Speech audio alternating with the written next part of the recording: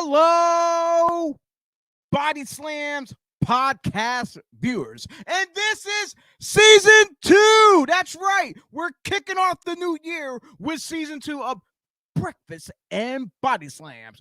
2021 is behind us. We had a great year. We started back in February of 2021. And like a snowball, it rolled down the hill very small and then became a huge avalanche into what you got to see today of what we are and what we're doing. My name is Chio Frost. I am one of your analysts here in on Breakfast and BodySlams in the BodySlams podcast team. But without any further ado, let me bring in a couple of my other world famous analysts that you people at home love to enjoy here on Breakfast and BodySlams, part of BodySlams podcast team. And don't forget, please like, share, comment, and subscribe. Hit that notification button because we are on plenty of social media platforms. And if you're viewing us, you are probably watching us on either Facebook, YouTube, or Twitch. But you can also follow us on Twitter, Instagram as well. And if you're on the go and you're in your car or you're at the gym, you can listen to us to any other audio platforms such as Spotify, Apple iTunes, Google Podcasts, and many others. Simply go over to BodySlamsPodcast.com and get in contact with any one of our other social media platforms. And like I said, without any further ado, let's bring in the number 1 draft pick of the Bernard family. That's right. He's right up there. He scores touchdowns every time because he just plows right through that gobbler guy and plows through that cheese whiz guy. He is the better Bernard. He is the Saint Bernard, the heavyweight champion of the Bernard brothers. This is Mikey. Hey, everyone. Yes, that's right. You're Bernard champion. Okay. The better Bernard. You got that right. What's up, everyone? Welcome to season 2. Oh, yeah, this is great. We're going to have some fun now. Just to let everyone know, our man, I usually bring in the bearded raven himself, Dennis Reaper, but he is on location. He's down in Baltimore checking out the Baltimore Ravens today with Nina. So they're down there doing their thing. Who knows? They might jump in via mobile through their mobile devices live from Baltimore. So Nice. But you know what? We have our 4th man. See what I'm doing here? We're like the symbol of excellence. And that's what we are, the 4 of us. We are the symbol of excellence between me, Dennis, Mikey, and our anchor, the man that helps us hold it down, the vet, the Italian hero himself, all the way from Atlantic City, none other than that image guy. That's right. Don't forget to buy his shirts on Pro Wrestling Tees. Joey Image. Good morning. Good morning, sir. Hey, I Joey. love that background. How you doing? I gotta put that up on the big screen. That's a very weird background right there. Oh, man. Gentlemen. What a show we're going to have today. And it's only the beginning of the new year. Right out the door, WWE had to be the first one to have a show. Just happened to be on New Year's Day. So it worked out in their favor to be the first one out the gate with something big and special. They had day 1 pay-per-view last night. But gentlemen, so far, how's your 2022 going one day later after the first? It's going all right. I haven't done anything. I'm watching the old Cobra Kai. Oh, yes. You're still watching that? You didn't finish it yet? No, I got 4 episodes left. All right, so you're almost there. It's only 2 hours, dude. I blew right through it Friday. Yeah, I started like around 9 o'clock and then got done by 3 a.m. But we will get to Cobra Kai, not on this show, but on my separate podcast. We're gonna get a group of us. We're gonna talk Cobra Kai. And, yes, please. That would be awesome. I would love to be part of that. And then we gotta wait for season 5 then. I know that's the only thing that sucks about everything dropping at once. Yeah, but if we want, we can talk about the other 3 seasons. Meanwhile, later, yeah, we got our man DB Richards chiming in from the 2300 Wrestling Podcast. That's right, DB, DFB, but DB Richards. Thank you, brother. Thank you. But let me see. I'm looking at my format. Not quite much here though, because I know there's other news notes and whispers out there that we can get to, but the big topic, our main topic, is the day 1 pay-per-view. But gentlemen, let's kick this off with and I'm surprised this was on the kickoff show, but then again, I'm not though. We're gonna go right on to. Let's check out. Let me add this up here. Boom! We had the tag team match between Cesaro, Ricochet, taking on the team of Sheamus and Holland. Now, I actually did not see this match. I didn't. You did not. Well. No, I caught the highlight later on. Yeah, because on some of the stuff it was advertised at 8 o'clock, but then I seen the kickoff was starting at 7. Yep. So I jumped in there and was checking it out. We got Patrick saying good morning. Good morning, Pat. Good morning, Patty Melt. So so this match, you said you didn't see it. Joe, did you catch the kickoff? Yeah. Yep. I saw the whole thing. Now, the thing about this though, I was actually gunning for Holland to win this thing, but apparently he didn't last too long in the match. He got hurt probably like halfway through. Cesaro, wasn't Ricochet broke his nose? Yeah, but Cesaro went to flip him. He went to flip, and as he did, he was coming down. And when you watch the slow motion of it, you can see him right across the face and the nose. So he got taken out of the match, and it was just it almost looked like that botched moonsault that was on AEW last week. I saw that clip. No, I missed that one there. Oh my god! Somebody, I think it was Penelope Ford, did a moonsault from the top rope out to the floor through a table onto somebody. I forget who the other girl was, but her positioning was off. So instead of landing, belly to belly, basically on top like that, she went back and landed with her knee right in this chick's face, and it looked brutal. And they try to cover it by saying she did a moonsault knee drop, which doesn't exist. It's not a thing. It's a botch. That's all. Well, you don't know. They can make this shit up. They did. They made it up to cover their own ass. That's why I said they can make this shit up. But that's what this reminded me of. And of course, like I said, Rich Allen broke his nose. Ricochet broke his nose. Well, speaking of Ricochet, I loved his gear last night. I seen today on Instagram, the guys at Main Event Gear, they did a lot of new outfits that were shown last night, and they actually posted them with the gear online. So if you're not following them on Instagram, there's a lot of seamstress and stuff, or men or women who do this stuff. They post the pics either the day of or the day before they debut it on the pay-per-view, so you get a sneak peek of what they're going to be wearing. And there's a lot throughout the show.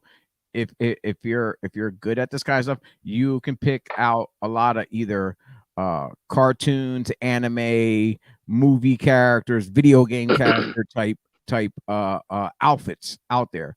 But yeah, Ricochet was one of the guys sporting the look. And you know what? this match was back and forth and stuff like that. It was a tough one to call, but hands down, like I said, I was going for Holland, but I was disappointed he got taken out of the match like that, the way he did. So, but it is what it is, though. So you can't do anything about that, though.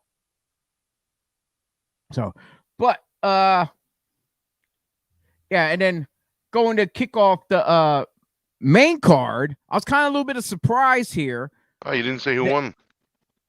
Oh, well, it was Sheamus. My bad. Yeah. I'm sorry. Yeah. I got a little excited there. Yeah, No. Sheamus 2-on-1 picked the Basically, victory yeah. over Ricochet and And they actually said, I think it was it Pat McAfee? Somebody sent a commentary when they announced the winners. They announced Sheamus and Ridge Holland, and the commentator was like, what was Ridge Holland here? Sheamus did all of it by himself, and Ridge Holland took off. Well, which is funny. Well, technically, I just thought it was a funny technically comment. did because they made the comment also that, hey, if you're on a football team and you get injured and you don't get to play and you win the Super Bowl, you still get a ring. Yeah. It's like getting a participation trophy. Yeah. Yep. I just thought it was funny that they said that, and it was a funny comment to me. I don't even remember who it was. God, I sound like garbage. I just woke up, man. I'm sorry. No, it's quite all right. I've been up since I was up at 4, fell back to sleep. What? 4? Got up at it's Sunday. I had my alarm set because I had to take Pop over to dialysis. Okay. Apparently they were closed on Saturday, so I had to take him over there. I was up at 5 then because I have two alarms. I set 2 hours ahead before I have to be somewhere, and then an hour ahead. So I hit the snooze button at 4 o'clock and at 5 o'clock, and then I get the phone call at 6. You coming? Yep, I'm on my way. So yeah, but it gave me time. I got up. I actually went out and had breakfast around 6:30 in the morning. At 6:30 in the morning, at one of the local diners. And yeah, sometimes it's real nice, man. Sometimes it's nice to just go sit somewhere and fucking eat. And then I was just prepping the show for us to jump on here. I had to fix some of the graphics and stuff like that too, a little bit here and there. I had to do some. You can't tell, but I did some minor tweaks here and there on some of the stuff. I can tell. There's a whole giant room behind you. I can tell. It looks much different than the table in your man cave. Yes. Really? It must have been. I'm assuming it was a pain in the ass to bring all your equipment to this new studio. Oh yes, look, yes. This is actually a closet. Wow. Yeah, it's just a pretty big closet. It's long, so it gives that illusion of how you paint the ceilings and walls. You know, if you paint one side dark and the other side's light, it looks like it's still illusion. Like a walk-in. Here we go. When we were talking about the commentators talking about that match, Mr. Patrick says Pat McAfee stinks on commentary. I think he's got character. I like him. He's not that bad. A fan. I'm not a fan of Pat McAfee, but at the same time, he brings a different element. He's not the same old commentators that we are used to. Right. Throughout the years. Like take Michael Cole, for instance. I love Michael Cole, great guy, but when he was doing the heel thing and stuff like that, it was just so annoying, and I couldn't yes, it was. I did not enjoy it though, but I like him on commentary though. He does an excellent job though. So but yeah, if he was like all the other commentators, it'll just be bland. It'd just be bland if everyone's the same. Yeah, like wrestlers. Look, when he was in NXT and he was doing promo work in the ring, yes, that stunk. But him being on commentary, he's great. I think he's great. I love that he's got personality. I think he's pretty good too. He makes me laugh. One note I gotta say, that if you didn't watch it or you're just watching it today in the morning time, we have to say that Roman Reigns could not be on the pay-per-view last night. He got taken out of his match against Brock Lesnar for the Universal Championship because of COVID. So he tested positive. So what did they do with Brock Lesnar? Well, that there was an easy call. They simply just added the big guy to the main event. That's right. But we're not going to discuss that right now. Pat, as much as he wants us to, the Gobbler, we're going to say that for the end because it was the main event, of course. So, Right, exactly. you know, so people know Brock is in the main event. And yeah, that match was fire, but we will definitely get back to that one there.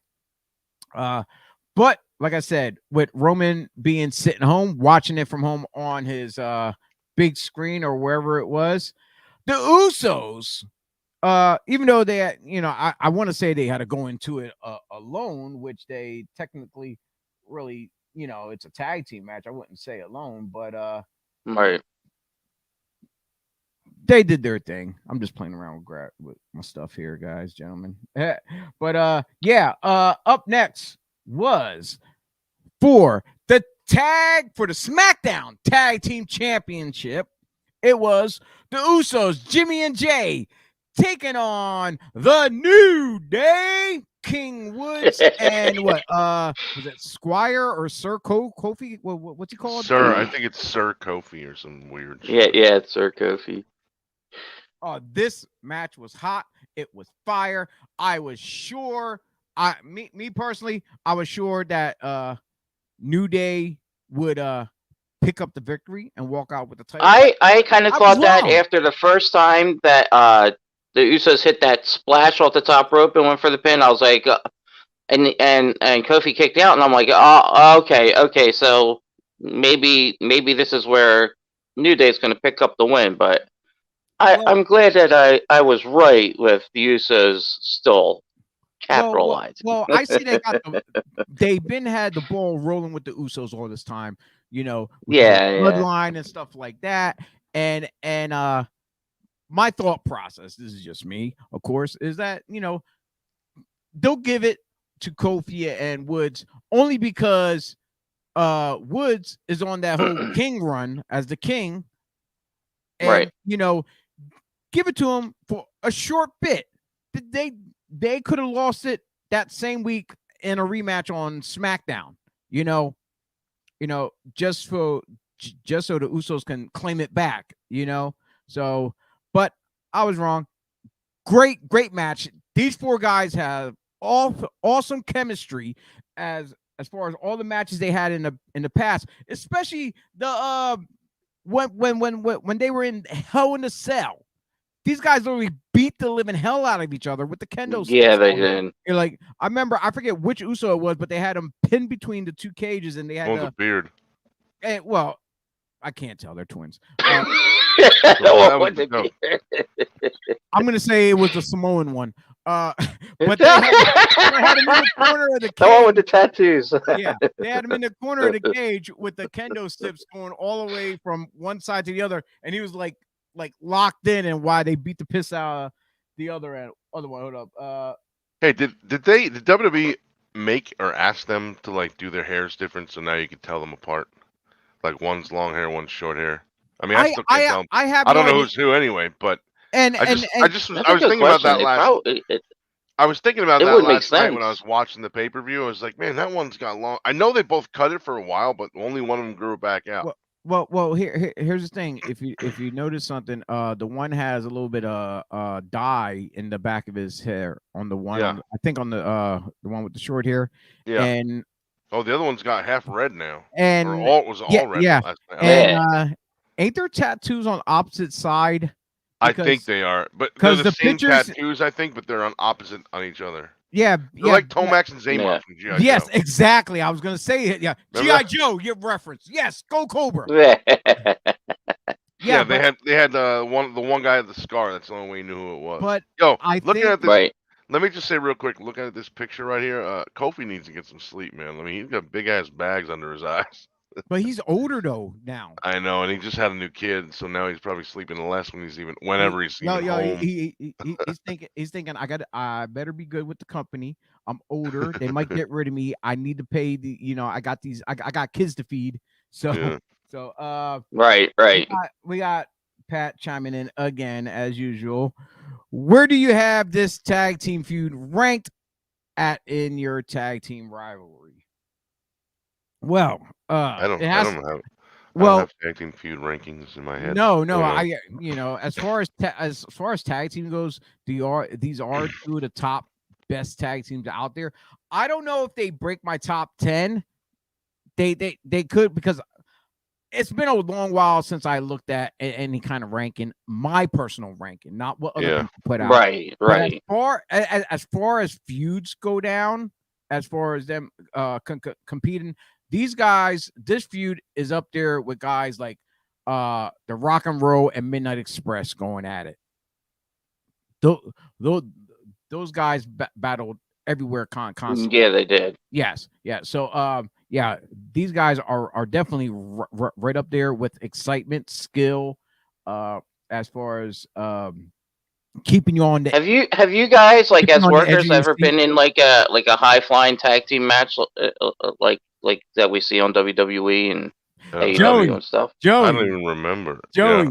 think Well, about the question he just asked. Well, no, I haven't been high flying. Like, no. as big as we are, high flying tag team. Well, I thought he meant like opponents, like our opponents, maybe. Yeah, like opponents. Yeah. Well, opponents, yes, opponents, yes. Yeah, of course. Maybe when I was younger and thinner and just getting into it, yeah, then I can see myself flying around and also still being a big guy. They're like, compared then when I was starting out, you didn't see much big guys flying around the ring doing high spots and this and that. Right. And a bunch of others just starting to do that because we see the small guys. Hey, let's do that. Nowadays, you see big guys flying around everywhere doing their thing. Yeah. I mean, look at Otis. Some of the stuff he does, it's like, what? Yeah. Yeah, but this match, top to bottom, I give it a 10. A 10 out of 10. It like there's nothing bad I could say about this at all. So if you're watching this, or if you watched it already, go back and watch this match again. Like I said, you will not be disappointed whatsoever at all. Usos walked away, keeping the SmackDown tag titles within the bloodline, and I'm sure that makes Roman very, very happy, sitting home while he's recovering. Up next, we had to me this was a sleeper match. I don't mean sleeper of being bored. I mean, it's sleeper meaning it surprised the shit out of me. Yeah. Honestly, because hands down, we thought this was going to be a squash, straight ass whooping from Drew, from Drew and Madcap, but Madcap brought his game. I swear to God, I hate the gimmick. I hate it. Hands down, hate the but the boy can work. He surprised the shit out of me. I was surprised too. I thought the same thing. I thought Drew was just going to wipe the floor with him. I even said it. I was like, yeah, come on, Drew. Just come on now. Just wipe the floor with this idiot. But no, it was not. It was back and forth. I'm not a big Riddick Moss fan, or whatever the fuck is Mad Hat, or whatever the hell his name is now. I'm just not. I think the gimmick is stupid. The guy can work his balls off, though. But I agree with Chio. The dumb jokes gimmick is just. It's stupid. It's not even like in like a. It's not even like stupid in like a heel way. It's more like, okay, this guy's on. I'm gonna go to the bathroom. I'm gonna go make a sandwich. I'm gonna go run around the block 11 times till he's done.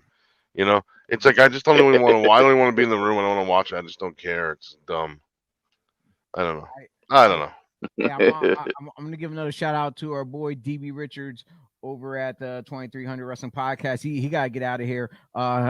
Those guys are about to start their season 3, episode 1 with ECW legend. Yes, with Tony DeVito. I actually got to work Tony and Angel years ago. Nice. Years ago in a tag match. It was great. It was actually a 3-way. But the guys over at 2300 Wrestling Podcast, if you're not listening to them, jump over, check them out. They're on all platforms that you can listen to a lot of their past stuff, and they're on season 3. So and we here are just starting season 2, so we are following their lead. Thank you guys. You're doing a great job out there. But yeah, let's but yeah, back to Drew. Drew on the outside, he took Madcap, and you see the way he tossed him on the floor, the way he like heaved him. Like I thought he was gonna land on his head, but when he got launched, he got that nice tuck and roll that went. I'm like, holy shit! I'm like I said, I was scared. Honestly, I was scared for Madcap's safety. No, because I don't want to see no one get hurt. Though I'm like that. No, you don't. You don't. Been tragic if he didn't get the full rotation going doing an overhead and land it, and then he could have been paralyzed from the neck down. We already seen a brutal broken nose by this point. I wasn't ready to see any more injuries. Yeah. It does get scary. Some of it's. And then right there at the end, I swore, like I said, I was picking Drew from the door, but as the match went on at the end, I thought Madcap was going to pick up the victory by surprise. I thought he was going to surprise us out of nowhere, because when Drew was counting down for the Claymore and he came charging in, and then Madcap caught him with a big boot. Well, he went for the big boot himself. Drew ducked under, hit the ropes, came back off, and then hit the Claymore. The Claymore. Exactly. So yeah. So Metcalf. I was right. What do you say? He said James in the chat room called him Metcalf. I don't understand that. It's Madcap. MADCAP. Madcap. I don't know what the hell Metcalf means. It's like an inside joke or something. But yeah, Drew. How can you say he's going to be unused? But all right, let me address that comment real quick. Madcap will be unused. We're talking about he was just on pay-per-view last night, their most recent event, and he's been on TV for weeks. He's definitely not unused. Yeah, and he just like we were, all three of us are saying, he shocked us. He surprised us. Yeah. The only way he can still be on the pay-per-view and unused, if they had Corbin in that match and Madcap was just around ringside as the lackey, as the secondary, Yeah.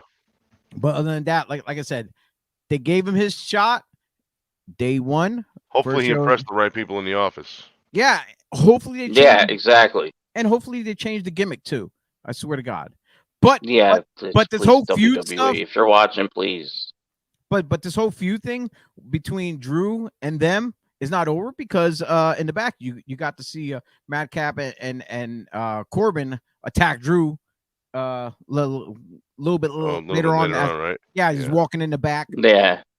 So sorry people, I'm a little tongue tied here. I'm just excited. It's the first show of the new season. So, but up next, let's see here what we got. Boom! Tag team titles. The Raw Tag Team Champions, RK Bro, taking on the Street Profits. Hands down, I was looking for two things. One, from the door, I picked a couple days ago when we were talking in the chat room. I said about the Street Profits taking the title. Only reason why, because Riddle just happens to be going to New Year's Evil for NXT to team up with MSP to take on Imperium in a 6-man tag for their I'm not gonna say pay-per-view, but when is that? That's on Tuesday. Oh, I didn't even know about it. Yeah. Apparently their small pay-per-views are on their TV show. It's almost like having Clash of the Champions. Right. Yeah. So it was like having a free pay-per-view, basically. But yeah, that's happening on Tuesday night. I was looking for Riddle to lose the title and head over there for a while, be over there on that side. But at number two, the second thing I was looking forward to during the match, your spot, you're spotting these guys wearing all black now, just about. You see Montez Ford with the braided hair, as well as the whole, yeah, he is kind of like flashy with the moves and this and that, but I was getting a heel turn vibe, like he was gonna switch it up. Yeah, well, I kind of got that vibe when after the like when they were shaking hands. I thought I thought Oh maybe the yeah, Street Profits were gonna attack. Like yes. I I got thought that I got that I feeling. was Like because the I was hoping they would sometimes like attack these guys, the the Migos.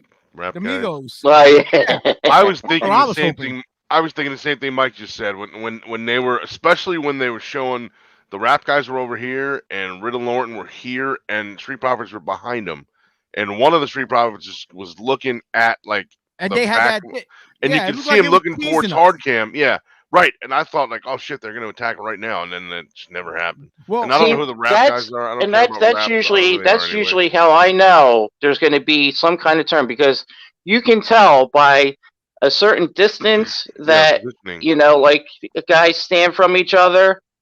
You just get that feeling. And when the camera guy puts the camera on, like okay, so you know something's going to happen. Usually something does happen too, but I uh, was surprised that there was And nothing. I think that the Street Profits stayed in the ring an awkwardly long time for a team who didn't win and didn't do a sneak attack or anything. They were just they were there for a weird amount of time. I don't yeah, guys, Man. not not to cut you off. I had a something told me because like a lot of times I don't talk to a lot of people on social media for a very long time, and that name stood out of James Irvin. And I couldn't think of who the hell is this guy, so I had a quick look him up. Uh, he's a he. I don't know if he is or still or know. Can't even was. see that. Okay. Well, we spent a lot of good times down in Functified Wrestling Federation down there, where he was a Wow, that's a referee. name I haven't heard in a long. Functified, I haven't heard JD, in a very yeah, long time. JD Smooth and the Funky White Boy. Wow. Uh, yeah, he was ref down there. He also wrestled down there.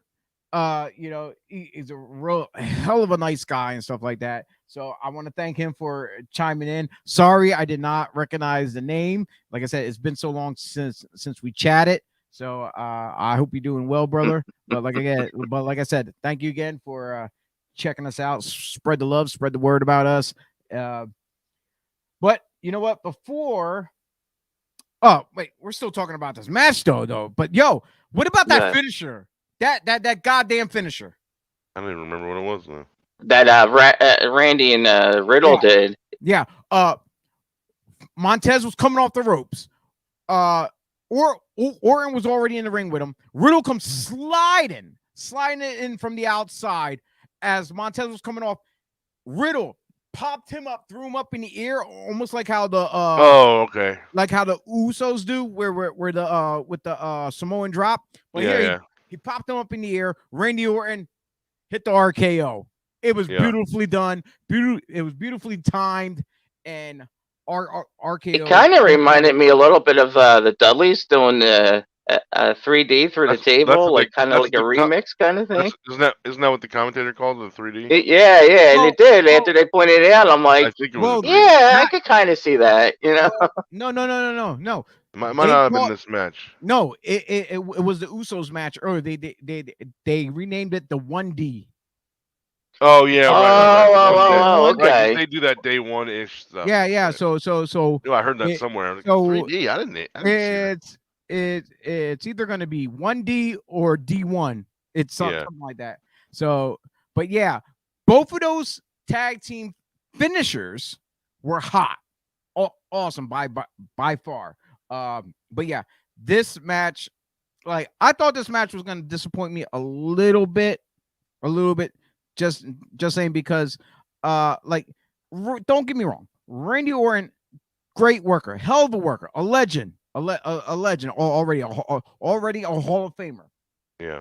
But Yes, he is. But me sometimes when you see somebody for so long, it becomes a little bit tiring. Like Riddle. Well, I just don't care. Rick- I just don't okay, care. no, I've no, I never get been a that. fan. I get I that. don't get but, it. I just but it's not Riddle for me. has not been in the company as long as Randy has. Right, That's right. what I'm getting for Right, that long. right. Yeah, no. Well, that's my Okay. point. Is that he ain't been there not long at all, and I'm already tired of him. I just don't care. I don't know. I don't get it. He just doesn't come off as a genuine guy to me. He comes off as someone who's trying to be. He's trying to act like he's a great guy, but in the background may not be or something. He just seems like he's trying too hard. I don't know.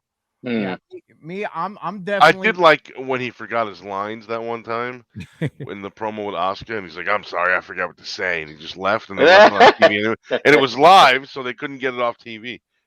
So, Right, right. I personally am definitely looking for a rematch, and I'm definitely a big Randy Orton fan, though. I'm looking for the heel turn. That's the thing I want to see. Yeah, that's what I'm waiting for. I want to see Orton. Actually, I think I wrote this on Twitter during this match. I said something like, "Can we see Orton please kill Riddle now?" Something like that, and other people were like, "Yo, heel turn would be great." All right. I understand.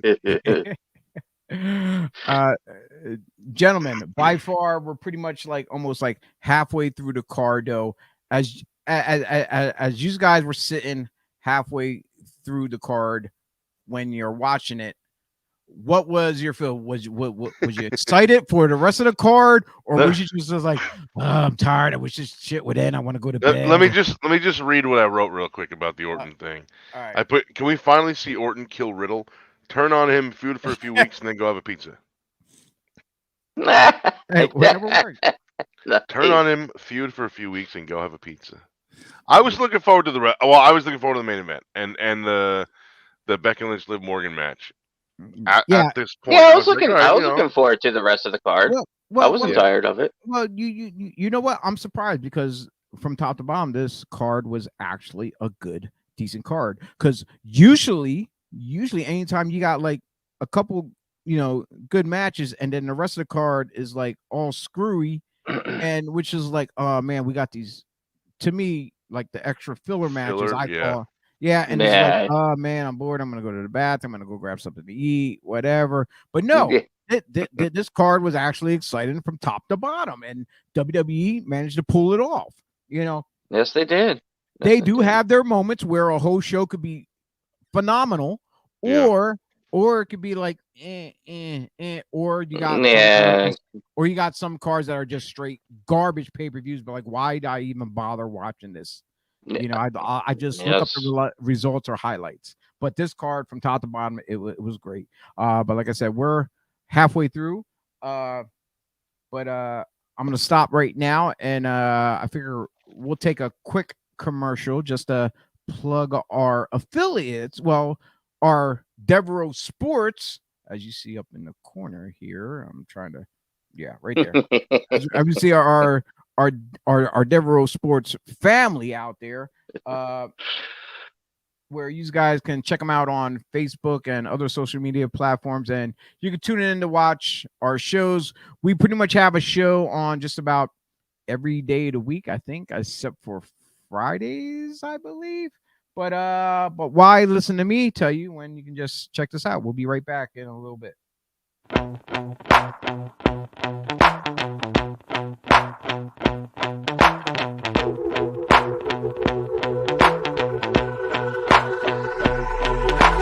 This is how it's gonna be. This is what you think of me. It's going down like I told you. This is how it's gonna be. I'll be the last man standing here. I'm not going anywhere. It's going down like I told you. I'll be the last man standing here. What you gonna do? I'm gonna rock you. What you gonna do? I'm gonna rock you. What you gonna do? I'm gonna rock you. I'll have you begging for mercy, oh. I'm dangerous. So dangerous.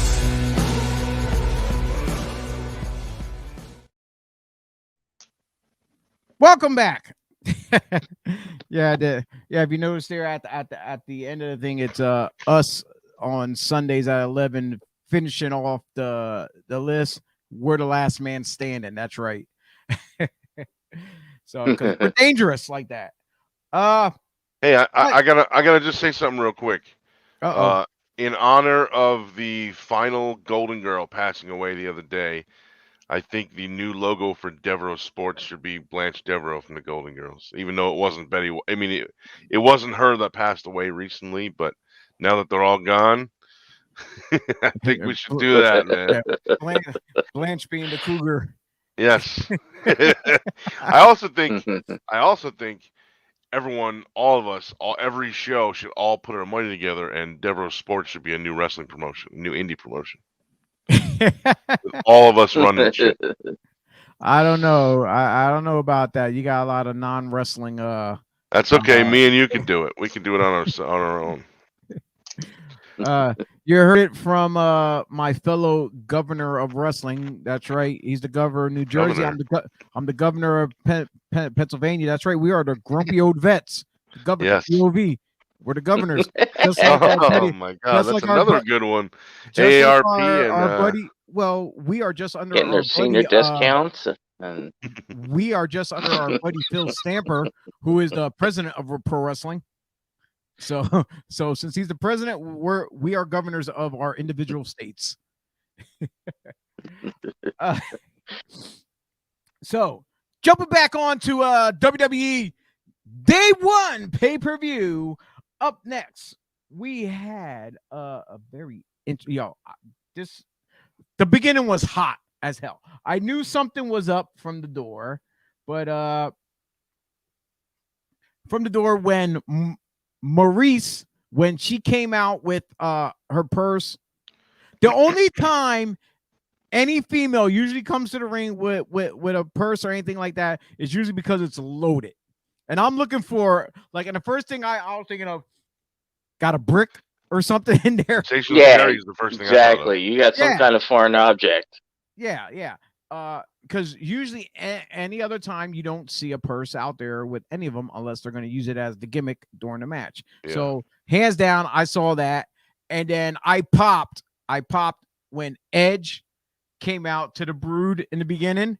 Yeah. Because he done that before. He did that with Seth Rollins back in, I think it was SummerSlam. They worked each other. He came out halfway and then his song hit then afterwards. But this was great because they brought out songs. Yeah, but this was great because they brought out like a separate mobile stage with a ramp, and he had him come from the floor up with the fire. Yeah, the actual Brood entrance. Yeah. I thought that was awesome. Yep, that was cool. Yeah. I'm sitting there like, oh yeah, look, the Brood entrance. Oh. I thought Mary's sitting there like, what? I was like, watch this. It's gonna come up from. Gangrel was going to show up. Yeah. I was wishing he would. I'm saying, I knew something was like, wait a minute, why is Maurice wearing wrestling gear? Something's up. Well, no, it was just I didn't think any of it. Didn't look like gear to me. I think it was just a dress or something, right? It was just an whatever. It was just a kind of wacky outfit. Yeah. The first thing I was thinking is when Edge made his entrance, the gears in my head started turning. But what better way to do, like, let's have Edge turn heel again. I'm like, like beat the shit out of Maurice, and then keep having the whole Brood thing going on, but bring back Gangrel as his manager. Yeah. Oh, I would love to see that. That would be so hot. But this match, hands down, Edge said it. Edge said it before. Miz is definitely a Hall of Famer. And like, he started from came off the reality shows. There's a lot of people out there who wasn't a big fan of him. Me, I was one of them. Not until he had his very first big WrestleMania match. And then then I was like, yo, this guy is great. He can work. He's good on the mic. It took him a little bit to remember his lines at first, but he busted his ass. He has all these other side gigs, with his own show, and doing what Kids, Dances with the Stars and Yeah. yeah, his fucking and, family. and his The wife. Miz is a lot better of a worker than he gets credit for. Still, he still doesn't get a lot of credit. I don't think. Yeah. He's a lot better than a lot of people give him credit for. Yeah. And the thing is, he doesn't put his body on the line as much as a lot of people because it's longevity in the business here. He's Right. going to be able to talk, work, tell the story. So you're going to be able to get years of mileage off of him, and so he's going to be for this era. He's going to be one of the pillars of WWE. So when the newer talent 10, 20 years gonna look back, they're like, yo, he's a legend. Yeah, I think there's no doubt. I think that sometime in the future, Miz will be in the Hall of Fame. Oh, Yeah, I agree. He definitely will. He's great. Like you said, Chio, he's great on the mic. He's great with working. He's got longevity. Yeah, I thought Miz was going over in this, especially when Edge missed the spear, and then he was draped over the rope, and Maurice, like I called it with the purse thing. When she clocked him, I'm like, it's still done. It's it. Match over. End of story. He manages to kick out, and then all of a sudden, we see Beth being the crowd. You knew what was happening when the crowd start popping. Ed was down. But the crowd was popping, but Ed was down. I'm thinking, oh, that means only one thing. Maurice just did something. Instantly, it's going to come Beth Phoenix. Yo, that gear, the outfit, the way she had her hair done, that mean mugging look on her face.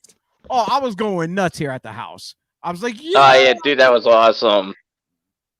Yeah. I was sitting there clapping. I'm like, it's Beth. It's Beth. She's going to get her out of here.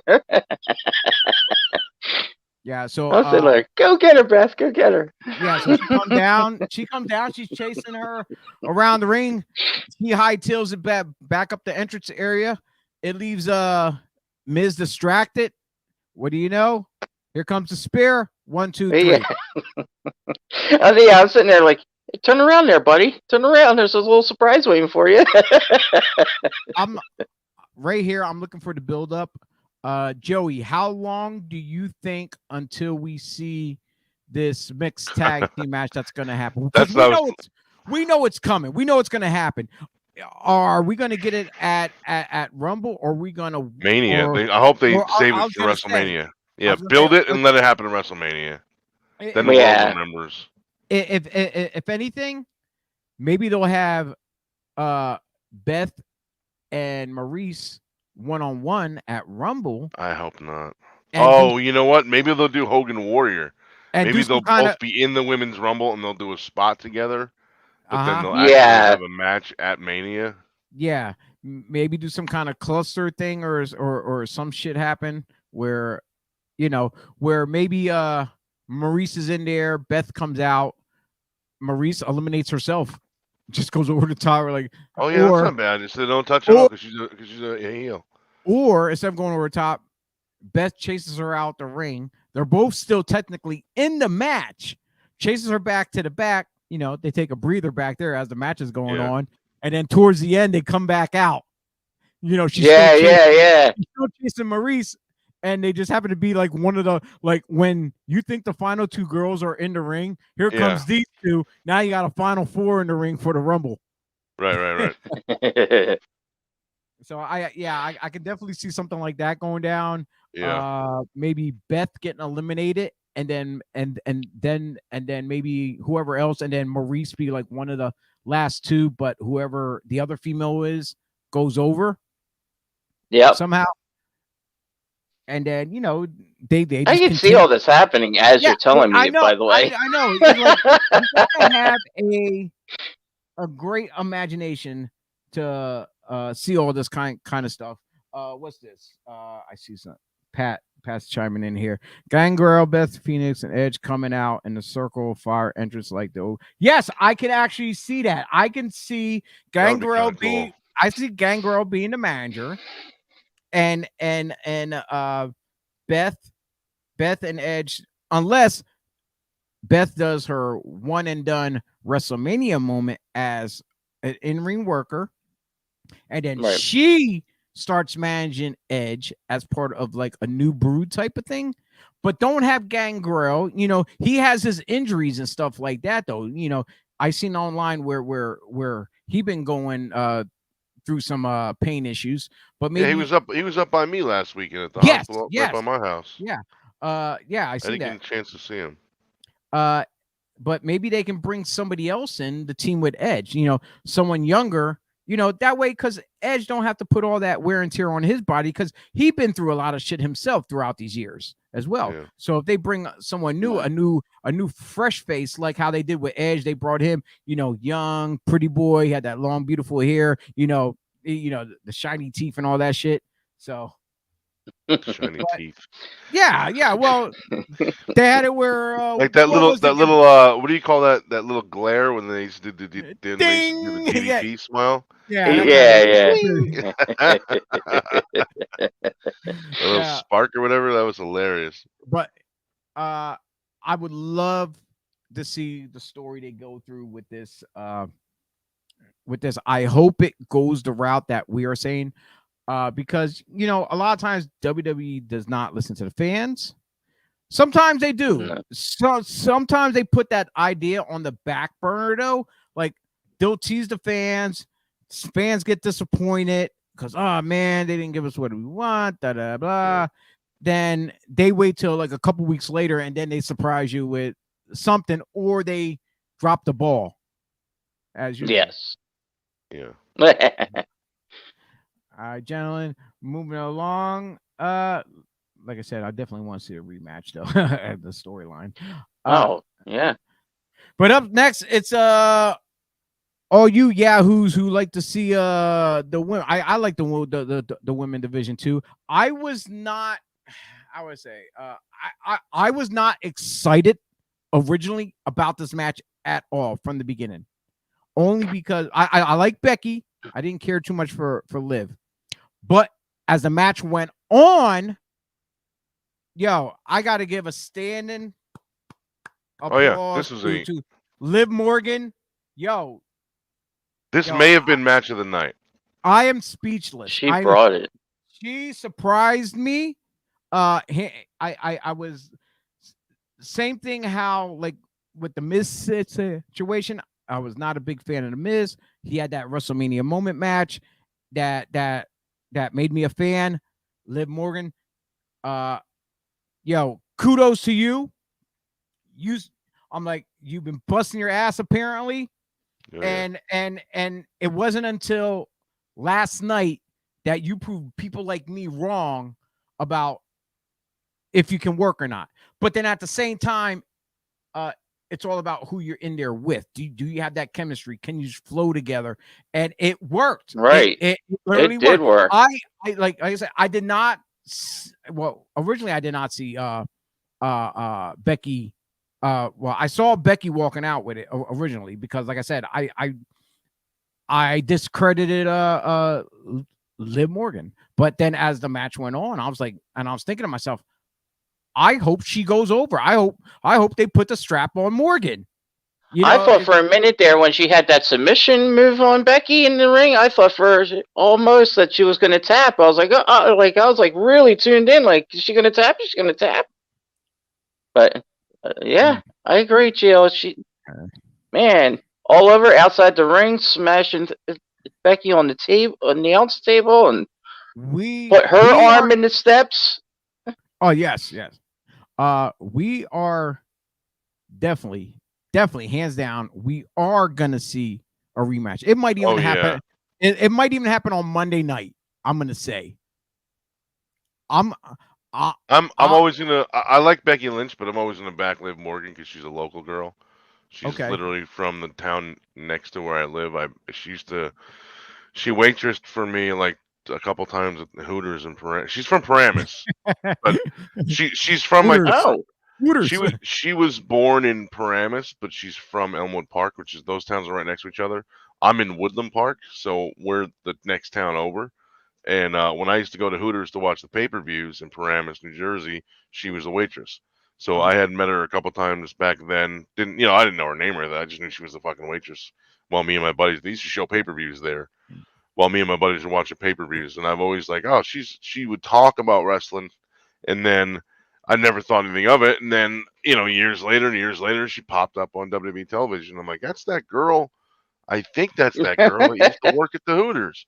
And then eventually I looked it up and I was like, holy shit, they actually mentioned it in her Wikipedia. This girl worked at Hooters for a while. I'm like, it's a weird thing to put like in their Wikipedia, but I guess because she's famous now that they put every single detail they can. yeah. Anyway, I was gonna say they So I put always back everything. her up because she's like a local girl.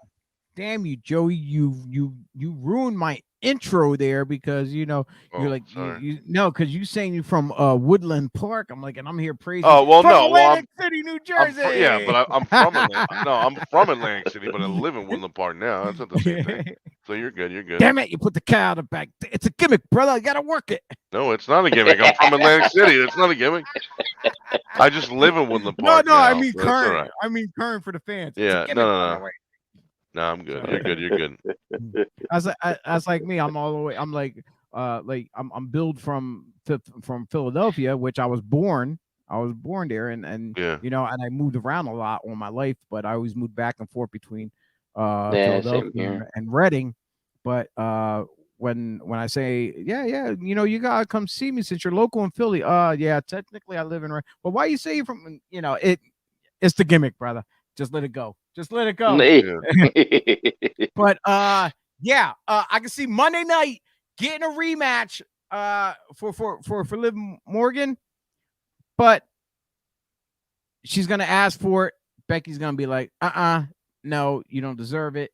And unless the Yeah, powers she's that gonna do be, something. Yeah. no, I'm not gonna say you're gonna do something. I'm gonna say the powers that be probably step in and said, you know what, I think she deserves a rematch, and I think definitely we're gonna see one. though. I wish they would change Becky Lynch's entrance music because it's so babyface, and she's not a babyface anymore. Yeah, true. You know Yeah, what I the mean? whole It's big just- time Bex thing, the animation Well, no, that they that's- throw up, the little. I think that I stuff's fine because it's her being obnoxious and arrogant. The music itself is too upbeat and happy, and everyone can join in and sing along. That's not okay, a heel I got song. Yeah, that. that's true. I got this. How about this? If WWE just, stop ignoring it when there are couples who are on the same brand. One's a heel, one's a baby face or whatever. Why don't you just put them both either A, heel, or B, baby, and just put them together because they're on the same brand? Like take the Uso and not Naomi. She's a baby. All right. He's a heel. I mean, come on, really? I'm like, everybody knows they're married. Just Yeah. Exactly. just make her heel, put her with her damn husband.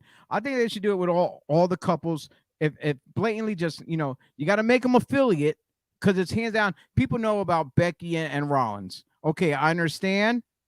It today nowadays it's a couples thing in pro wrestling. It's couples everywhere. So, but with that being said, Becky Lynch still your Raw Women's Champion.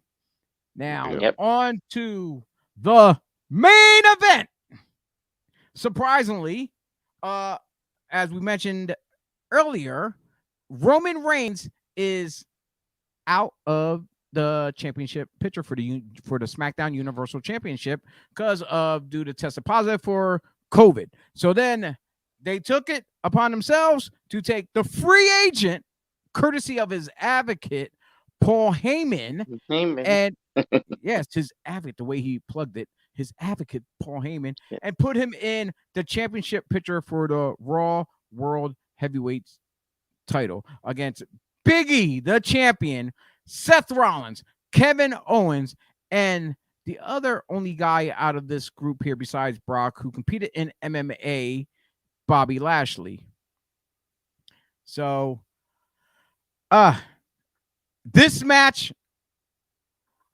oh man, I gotta get explosive all the way through, hands Shorter. down. Yeah. I think it was a It lot was like- shorter than it should have been. Also, Dude, I don't care how short it was. It just the fact that it was like a grenade, a bomb set off, and multiple bombs just kept going off through the whole match. It was nonstop. You had 5 guys out there who can go, and everything was explosive to the T. yeah. And you know what the other thing is we actually got to see matchups like Lashley and Lesnar going at it. Kevin Owens said his favorite star growing up was Brock Lesnar. He even had a dog he named Brock. So, like, he had a lot going on in this match, more than just the match itself. I just had somebody walk into the home studio here. I'm looking right at them. They're putting on the PlayStation about I don't know what she's doing right now. JoJo from JoJo Photos. She's not as good as that Pinhead guy though, but she'll live. Hi, JoJo. I don't know if you heard. Yep. Hi. Hi. She's playing some Grand Theft Auto. But speaking of Grand Theft Auto, this was like a Grand Theft Auto because how many people are gonna bitch and complain now? This is what I was commenting in our chat room. Yeah. How many people out there are gonna bitch and complain about I hate to go there about racism as far as them taking the title off of Big E and putting it on Brock? Because it's been done before in the past with Kofi when Bianca Belair had her chance to win the title and back comes Becky and she beats her like that for the title. There was people out there on the internet just screaming racism, which I don't think it is. Right. It's just the fact that the gimmick, he's the beast, he's the free agent, he's this big bad mother, you know what I'm saying? And yep. And he's out there destroying people just like and I said if Lashley would have went over, nobody would have been saying that. I'm like, okay, they was all right, so it's not racism, they put him on Lashley, but they're gonna say you know, they didn't give Big E the chance. Big E just had all these matches and stuff, and he had the title for how long? You know, even though it wasn't a long period, it was kind of like a short reign, almost like Kofi had a short reign too, right? Yeah. Yeah. I mean, it wasn't that long. No. Wait, what was that, like half a year or something like that he had it? See, I was looking to see maybe this is what my thinking was. Usos would have came out, attacked Brock, start taking him out the picture. Then it would just leave them 4, and Big E goes over on any one of them other 3. So it just makes Brock more hungrier, saying, "Oh, the Usos screwed me out of this match here. I didn't get the championship." Right. So it builds up to him and Roman still for when Roman comes back, if he gets healthy and comes back. But what we say? We got some people chiming in. What's this from Patrick? Joey Image and Giovanni, have you ever had a match plan? Then a promoter had someone to the match. How hard was it? What? I don't even understand the question. Hold on. Oh, I think he's asking if you had an incident so we like ever had this like a where there was one-on-one and then they added to added it. somebody in. Yeah, of course, all the Yeah. time. Yeah, That's happened all a million the time, times. Yeah. Yeah. Someone doesn't show or someone's late, so they just throw them in and make it a 3-way or whatever. Yeah. So it's like it's not that hard, isn't it? I don't prepare. I call it on the fly anyway, so it didn't matter if they had 10 guys. I'm not gonna do anything till I'm out there anyway. So here's the thing: it's like, especially, it's not about preparing anyway, because like if you show up at a show, periodly, and hands on, you don't know who you're working ahead of time. Yeah, a Your lot of times opponent, you don't. your people might be showing up late or whatever, and you're just dressed and you're waiting for your music to go, and then okay, we're gonna be out there, and you just whatever is going on. But Because of social media and things like Twitter and Facebook, they actually announce matches ahead of time now when they announce the cards. I never well, got that. I got well, like most of the time I got like, oh, you figure out who you work, you find out you're working when you get there, blah blah. Now it's like, hey, on January 1st, this is gonna, this Roman Reigns and well, Brock Lesnar. yeah, Wow, but okay. at the same time, people may not show up. Oh, this guy no show the show. We have an extra No, guy I'm just who. talking in general. I'm just Oh saying. I'm yeah, not talking about yeah. this question. I'm just saying Uh, in general because of social media. Now you got to promote stuff and say, hey, this match is going to happen on this card, and buy your tickets here. But back when I was still active, I didn't. It was very rare that I knew before I got to the building who I was even wrestling, unless there was an angle going on or I was a champion and there was a contender coming at me, whatever. yeah. Right. Jumping Now, back. this match was also anything goes. How many kind of matches like that have you guys been in where weapons get involved? I did a Yeah, kendo stick on a pole match with Just Incredible. I did Oh, I had a couple last matches. I'm gonna say I said a couple last matches, but my last official official match that was actually dubbed my last match was against Mike Marvel when we did a last man standing match. That's when I got hurt. That's when I hurt my back. Yeah. oh, But after that, I did a couple other matches. Like I did like maybe 2 battle royals and a tag team match after that. But that was like years apart from that match. Still, it was like you're coming back for one night only type of thing, whatever here and Yeah. there, just for shits and giggles. But Yeah. that last man standing one. I know that was, kendo stick's got a sting like crazy. Cause I Especially mean, from I see it on especially TV. from It's like, especially from Just Incredible. oh, Jumping back to this match here, it was a total car wreck. It was a car wreck. Everything was happening so fast. I couldn't almost keep track because bodies was flying everywhere. Owens and Rollins was working together, especially when they were on the outside. They started taking the announcers table apart, or when Brock was manhandling both of them, suplexing them back and forth one after the other. But yeah, it was surprisingly to Myadville that like it was kind of surprised and not surprised to see Brock become the champion, but right.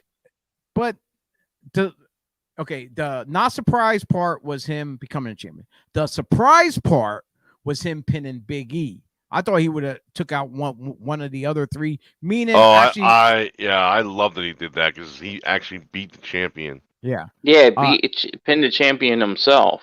yeah, because like if he would have pinned the other any one of the other 3, Big E can as a heel move, but he's not a heel. But as a heel move, he could have went and say he never beat me. He didn't pin me. I didn't submit. He beat he beat one of those other guys. Now Now he can't say that. But then I'm also thinking he wouldn't pin Lashley, so it would have had to been down to Owens or Rollins. But I'm definitely looking forward to Monday night. I think they're going to continue that feud between Brock and Bobby Lashley, though, because of the way it ended. The way Lashley was giving him that hard look, like, really? No, I don't think it's going to be a feud. It's going to be a tease, but I don't think it's going to be a feud. If Lashley works Brock for the title, it's going to be at Rumble. It's definitely going to be at Rumble or something like that. If it goes that route, right. But my prediction for the future is with Roman being the Universal Champion, Brock being the heavyweight champion, and they're still going to have their feud. The whole thing with Paul Heyman. Well, Paul Heyman ain't even really in the middle factor because us right now we don't know what's going to happen with Paul Heyman, even though Brock still calls him his advocate and this and that. Here's the way I see things playing out. Whoever wins the Rumble, the whole thing is they get the title shot. WrestleMania is a 2-day event. Right. I can see them. I can see them still continuing the Brock and Roman feud for WrestleMania. Maybe unify the titles, champion versus champion. But the thing is, if they do that, it's gonna be one or two things. Either night one will be the Rumble winner will take on whichever champion of his choosing, and then he will defend that title against the other champion on night two, which I don't want that. I'd rather see night one be Brock and Roman fight it out, unify the title. Night two, that unified champion, whoever it is, will take on the winner of the Rumble on night two. Now, question. Whoever would be the unified champion, would they go over on the Rumble winner? Because I have not yet. Please tell me if I'm wrong. Please tell. I'm not sure. Has there not been a Rumble winner that has not captured the championship like at WrestleMania? Because usually anytime the Rumble winner wins the championship, wins the Rumble, he wins the championship. Rumbles. Yeah, that's at a lot Mania. of Rumbles. I don't remember. Yeah, like I don't remember. Because all that's coming up in my head is, like you said, everyone who's winning, right? Like you said, they capitalize even at WrestleMania and take the title. Yeah. I can't think. I just don't see it really. Think so. No, I can't. I don't even remember. I don't think there was a Hacksaw Jim Duggan might be the only one. He won the first Royal Rumble.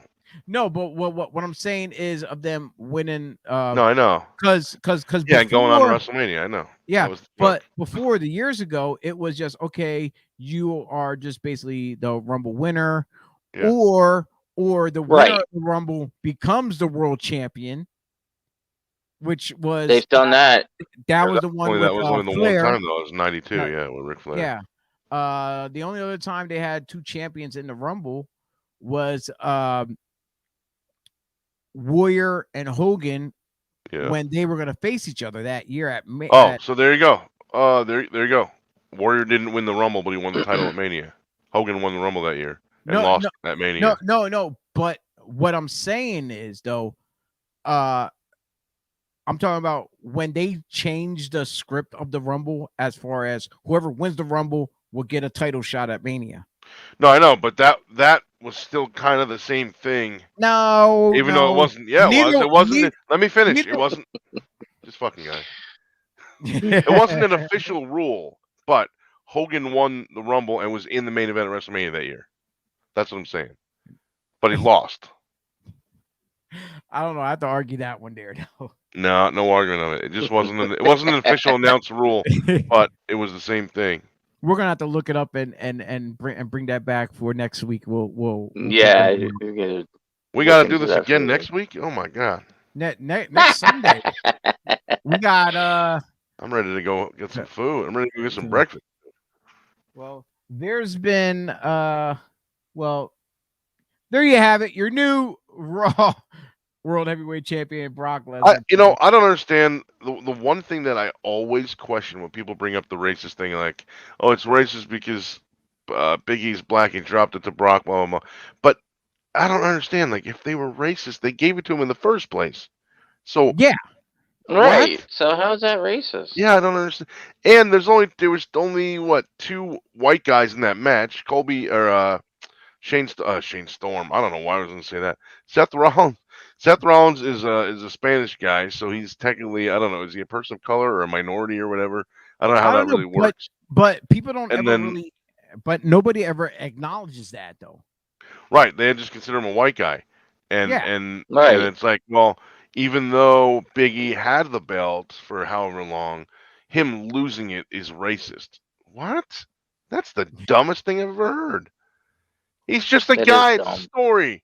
It's a storyline. Exactly. You have to have somebody has to win, somebody has to lose. It doesn't So- mean because a black guy lost that the other guy or the people that booked that match or that wrote the finish is racist. It means this guy had to lose the title at that time to advance the story to this other story or to advance the story in the current story.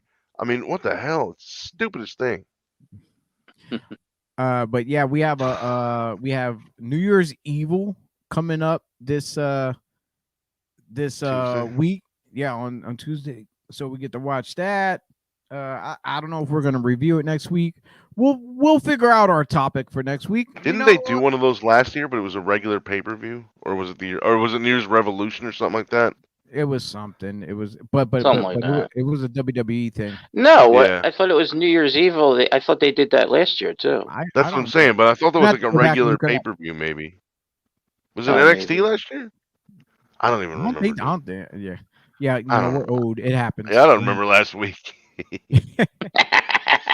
But there's a lot of different news is out there. Some good, some bad.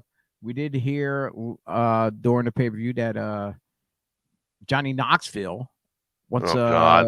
be a part of the Rumble. So stupid. That's the dumbest thing. Yeah, I saw How that. many Just to promote a celeb- stupid movie. Now, how many celebrities have been in the Rumble? Like we had a count. I think A Drew bunch. Carey, Yeah, Pete Rose. Pete Didn't Pete Rose? Pete Rose. I'm trying to think of who else was in the Rumble. Well, we had the Russ. Shaq? I don't know. I think so. Was he? What's he? Didn't they do the thing with him Have and to the Big look Show at back. the Rumble or no? I don't remember. I forget. But yeah, we like the whole celebrity stuff becoming part of the wrestling. I'm like, if you're not gonna do it full time, I understand it's cross promoting to get both of your products over, whether you as a celebrity or the WWE product itself. But do that at WrestleMania, like the Bob Uecker ring announcer thing. Yeah, Just do that. yeah, Like, yeah. You don't have to be Yeah, involved in yeah. saying stuff. yeah, I don't care about Johnny Knoxville in the goddamn Royal Rumble. That makes me not want to watch that part of it, at least. Yeah. I just don't care Either about that or when he gets in, like throw him right back out. You know. I don't. No, he's gonna do something crazy because he's the jackass guy. They're gonna throw him out over the top rope. He's gonna land on a bed of nails with chickens attached to it or something. Or they're gonna make him. They're gonna shove barbed wire in his mouth and kick him in the face 100 times. Something stupid like that. Or he's gonna do like a Lego deathmatch spot where they chokeslam him on a bunch of Legos and he cries like, "Oh my God, Bad Grandpa was a terrible movie." And then that's it. It's gonna be something like that because he's the jackass guy. Or Steve O is gonna come out and staple Johnny Knoxville to the post. Well, two subjects I want to talk about. I think Mikey can help me out with this one though. Recently, WWE there was a release, I believe, Tony Storm. Yes. I don't know if that was a release, really. Or So Tony Storm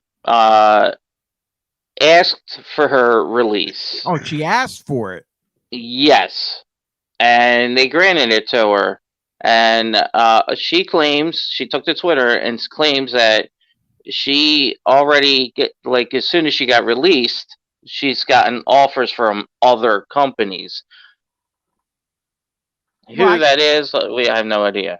Well, That's not what I heard. Yeah, I heard the complete opposite. She didn't ask for her release.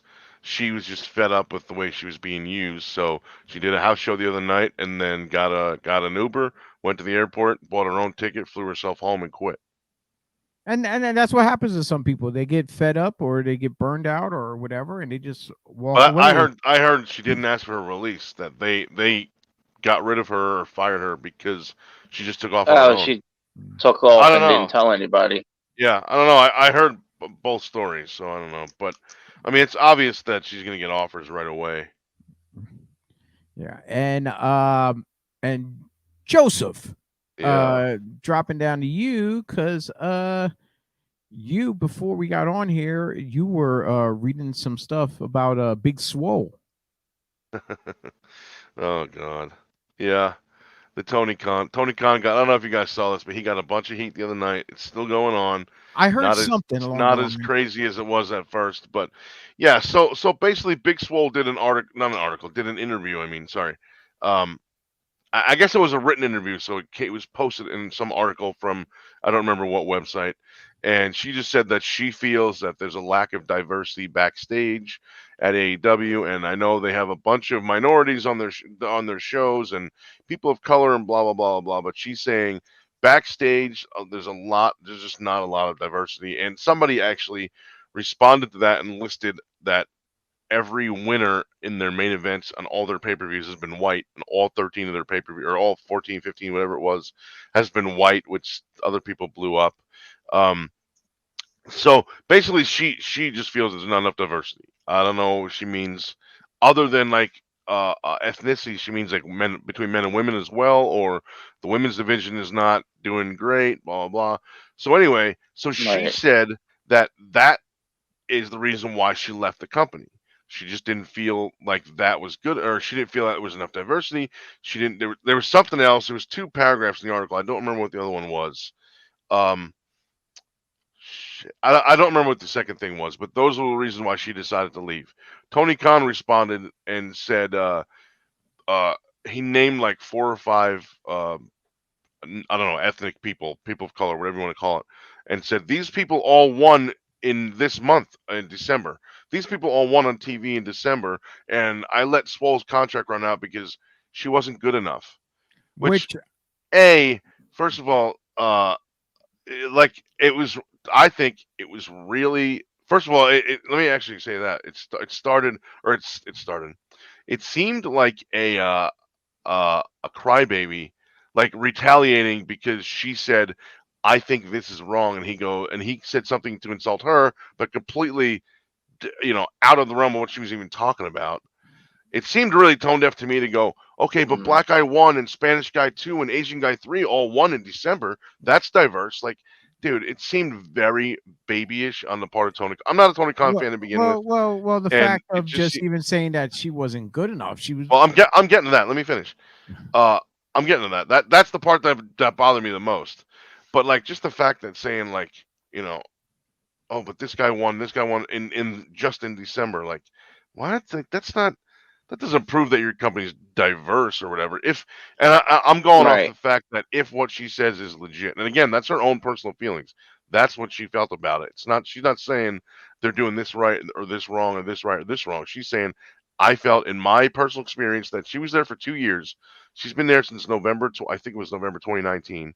Um, that's what she feels. So the thing that Chio mentioned about I'm sorry, but this is the professional wrestling business. I know Tony Khan has zero experience in wrestling, no training, no experience, doesn't know what he's doing or talking about really. When he No. says shit like this, I let her contract expire. So she's saying I left on my own because I felt this was wrong, and he's saying, oh no, I just let her contract expire without renewing it because she sucked. Like a professional doesn't go publicly and say that about for another the first question that came to my head was if he thought she wasn't good enough, A, why hire her? And B, why pay her and use her and keep her around for 2 years? Yeah. She was so Yeah, bad that you kept exactly. her for 2 years. I Mm. mean, Yeah. you can No. clearly WWE's proven that you can book a guy on a 20-year contract and get rid of him if you want to. So there's no reason why they couldn't have if he thought that she wasn't good enough. But just the thing that like sticks me is like a professional does not go on a public forum like that where he's got 300,000 followers. So that's 300,000 people potentially listening to everything he says or reading everything he says and say she sucked, so I let her go. You don't do that. It's just common sense. And to be that fucking tone deaf. Right. Again, I'm not a Tony Khan fan to begin with. I think he's a goofball. I don't think he's a professional. And I mean, he's not. He's not. Well, Again, he's not trained to be a professional. He's got no I'm not. experience. I'm. So I'm. I I'm just gonna don't knock think that him. I don't think that that's something that a public, especially if it's a public, it's known to the public that he's the owner. I don't Well, think it's something that a the couple professional should things say. I'm gonna agree with you there is like one. Okay, he definitely don't know as far as in ring work goes. From a fan's point of view. Uh, but him not being a worker or anything like that. But then, we have managers and stuff out there who never train too, who are great managers, and they can see people who can work and not work. I don't Uh, know any of them. I've only same worked with thing guys with that have been trained. well, same thing with commentators where they've been around and they can And from a business aspect, he definitely hands down should not have said anything like that, because you're a boss. You're a boss. Who knows if one day, let's say Vince wants to say, hey, let's pick Swole up. They start running with her. She starts become champion. She starts lasting with the company for years from now, and then she becomes a legend or whatever. And then Swole can go back and say, for another promoter who say, I can't work, fuck you. Yeah. Yeah. Just something that you don't say in public when you're in. Yeah, when you're yeah. in that position. Like you say, it's like common sense. It's like, and just- plus, well, like you it said, should be, Joey, right? you're in front of the eyes of the public. They're gonna, Right. All he had to do was not look at respond. everything you That's it. say. All he had to do was not Or- respond. Yeah. Or say we didn't think Big Swole fit our roster at the time, or didn't fit in our our TV show. Right. At the Be time. more professional. Maybe we'll about talk again in the future, but for now it was an amicable split. Just say something like that makes you seem like you're not a jerk off. We just People Right. are now calling him racist because of the thing about, well, this person wrestled on TV in December, and they're like, that's a tone deaf answer. That doesn't mean that there's diversity. It just means you have people in the roster you need to put on TV because they haven't been in a while or whatever it was. But I don't think Tony Khan's racist. I mean, I don't even think he's a white guy. I mean, people claim only white people can be racist, which I don't agree with anyway. No, but I don't no, think I I don't think there's No, any that's false. racism involved. I don't think there's any racism involved. I met people of color who are racist, even against their Oh, I own have people. too. Yeah. Even- But I don't think Tony Khan's a racist because of any of this. I just think he made a shitty statement from It was someone very that's in the unprofessional. position That's that all he. it Yeah. Very That's unprofessional. the word, exactly. unprofessional. Yeah, from someone in the position that he's in, and I don't know. It's just ridiculous. All right, gentlemen. You know what? This was a nice beginning to season 2 for episode 1 of the Breakfast and Body Slams here on the Body Slams podcast. I want to thank both of you for sitting in and helping me out here. We ain't got our bearded Raven with us. I love Dennis. I'm gonna start calling him the Bearded Beauty. He's down there. He's down there in Baltimore enjoying his day with Nina at the Baltimore Ravens. Football. Yeah. I plan on getting ready to rock out with the Philadelphia Eagles today as we take on Washington. You know, that fake stuff we like to watch because they don't use still chairs. Where they throw it all around. They slap Wait, is each this other. the Washington scripted. football team? Is that the name of it? Yeah, the potato skins. So Washington football team. yeah, I know. Basically, they might as well just get rid of everybody's name and just call them the football team of whatever. Yeah, whatever place they're city. from. Yeah. Philly football team. Yeah. But yeah, All right. ladies and gentlemen, I want to thank each and every one of you for tuning in to the BodySlams podcast. You can check us out at our .com right there up top, as you can read. And check us out on all of our social medias. Like, share, comment, follow, subscribe, hit that notification button. We're, like I said, you can view some of our past shows as well in our playlist. The website would have to be updated today or tomorrow.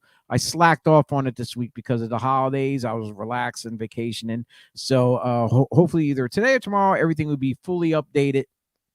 And all things will go. Don't forget this Thursday on Thursday Night Slam, we will have NWA Power superstar.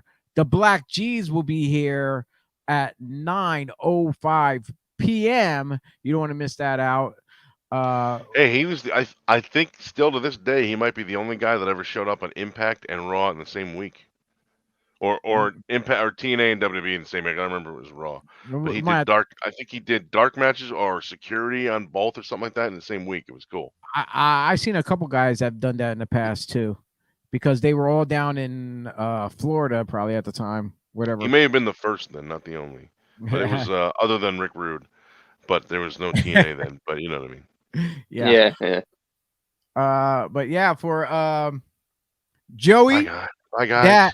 That image guy, Pro Wrestling Tees. You see him sporting everything. Pro Wrestling Tees. ProWrestlingTees.com/JoeyImage. I sold 2 shirts in December. Sweet. More than we're more gonna than I've told in a long time. we're gonna keep plugging, Joe. Well, since I've been Joe, inactive and I retired, it's hard to sell shirts now because you sell. no, I think nobody you sell sees me. more now than you did when you were active. I don't even know if I had a store then. I don't even remember. All right, Guys, man. thank you. I will see y'all later. All right, man. The better Bernard, the Saint Bernard, Mikey up top. We're still waiting for him to come out with his merchandise. Peace. You know, we're No, looking we're for not. those designs. But I am sporting the Breakfast Oh, and yeah. Body Slams Yes, he's merchandise. sporting the second shirt that we had come out of Breakfast by Slam. This is the original, the OG one, the first one that came out. So yeah, you can go to our pod shop, to the Cafe Press page on our website on the .com. Just go to the pod shop for the cafe. I mean not the Cafe Press one. You want to go over to the Spring one, the Teespring one, and we have all the other designs out there too. We have the ones for Thursday Night Slam, pop-up pipe bombs, and a bunch of others as well. So we're slowly adding more stuff. Who knows? Maybe we can get a new one for each one of us here on there too as well. We just got to play around with our designs and our equipment. But yeah, this is the BodySlams podcast. I'm Chio. That's Mikey and Joey. And if you want to check out more of our crew from Devereaux Sports, check this out. And we're out of here, people. Goodbye. Thank you. Peace.